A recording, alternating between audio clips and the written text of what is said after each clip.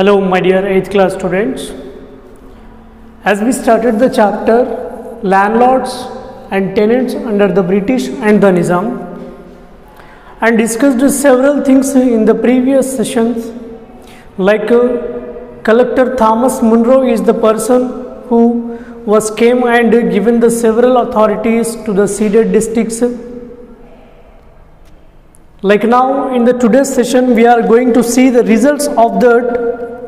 The Raitwari system, which was started by the zamindars,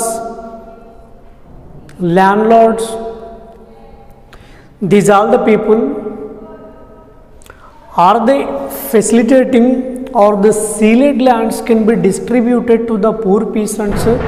Those all things let us we see in the today's session, because the previous sessions which we had, where we are seeing that the things which are by the farmers faced difficult problems, like they had to pay the continuation taxes, they had to pay the different things, they have to face the different acts which are passed. But after the Collector Munro, when he came to authorities, after that what was happened here, he facilitated some of the irrigation facilities.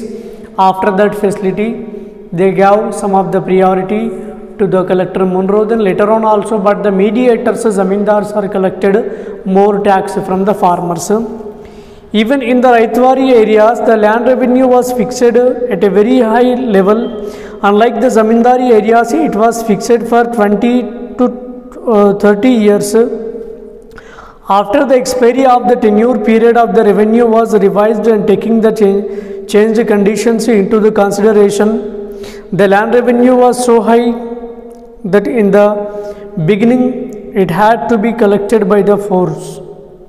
Soon, however, the prices arose and faster than the land revenue, and the roads found the more profitable to employ tenants to cultivate their lands and receive rent from them. Soon the Raitwari area too was full of landlords who rented out their lands to helpless tenants for very high rents. For very high rents, the tenants had to pay rent that was 3 to 7 times more than the land revenues paid by the ryots to the government. That is, if a ryot paid rupees 100 as land revenue for a piece of land to the government, he was able to get 300 to 700 from the tenants from the same land. As a result, they were not interested in the investing in the improving agriculture, but only in the renting in out at the higher and higher rates, which means here landlords came to that situation. Instead of giving their lands to rent, instead of cultivating their lands their own or to giving rents, because instead they were getting more profits, they are receiving more profits by giving their lands to the rents. That was the portion, that was the complete situation where it was imposed on the farmers. Farmers have to bear the continuation situation. The farmers are facing the very difficulties here. So what crops they are producing here, that crops results are very good, but the benefits are going to the zamindars, to zamin owners, which means to landowners only getting the more profits. That was the situation, and the rates to the crops what was produced by the farmers were high, but the profits are very less to the physical energy spenders, the people who are working in the crops, that people are getting very less profits. So these all the consequences are made changes by the farmers, as the farmers are led the several protests. Let us we see the next passage, commercialization and money lenders. Commercialization and money lenders, driven by the desire to increase the income from the land and revenue, and official fixed very high revenue demand, and peasants were unable to pay these revenue and fled the countryside. Thus the villagers became the deserted in many regions. Optimistic officials had imagined that the new system would transform the peasants into rich, enterprising farmers, but this did not happen due to the very high land revenue rates. Peasants very often borrowed money from the moneylenders in order to pay their land revenue. However, if they could not repay their loans on time, the moneylenders also went to court to get their land and action to recover the loan money. Due to this new British rule for the collecting land revenues, many peasants fell into the deep debt trap, which means what land taxes are collecting by the government, like Britishers under the Nizams, that was very high. Meanwhile, if suppose any farmer could not pay the revenue of his land, meanwhile the situation of that farmer is that his land will be auctioned. So when his land will be auctioned, he will be under debt. He do not have any other source to feed his families. So in these all aspects where the farmers had to face very difficult problems, very serious problems under the Land Ceiling Act, under the Land Revenue Collection Act. There was also another reason why their debt kept increasing, with an increasing in the export of the agricultural produce.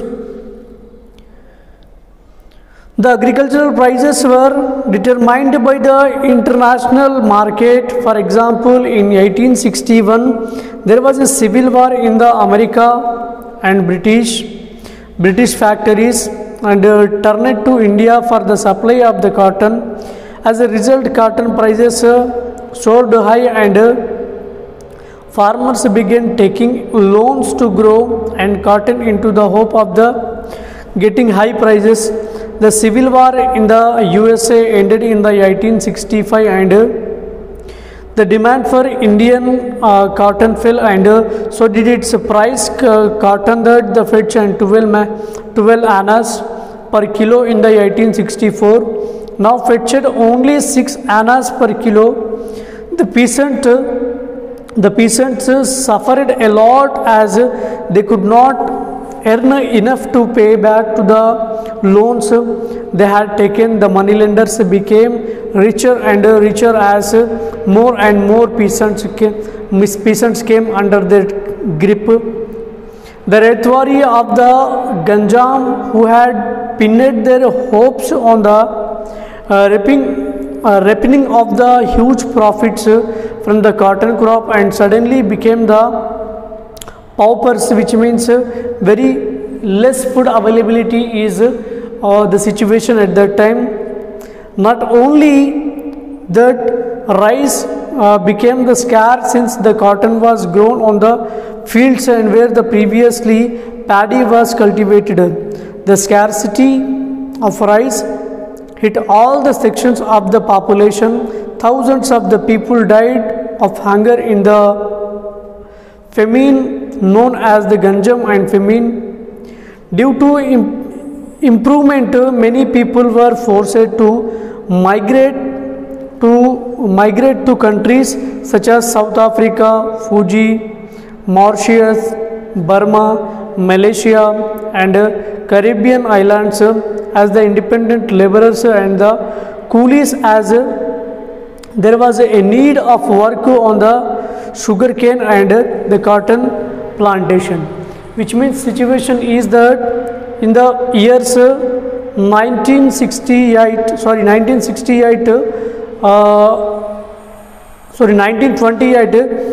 or 1865, during these years there were the massive famines are increased.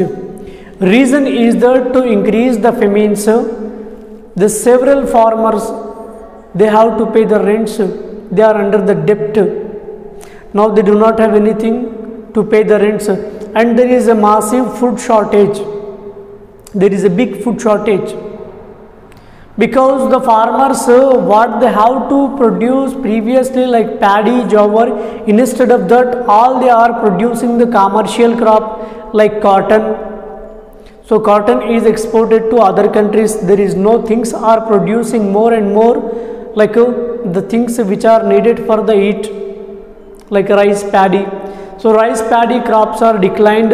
The people had to face several problems and they shifted to the other regions. So this was the situation. So next class we will continue in the next session the zamindars exploitation of the peasants. The zamindars exploitations of the peasants we will continue in the next session. You have to read the passage the zamindars exploitations of the peasants and I will explain in the next online class. Thank you.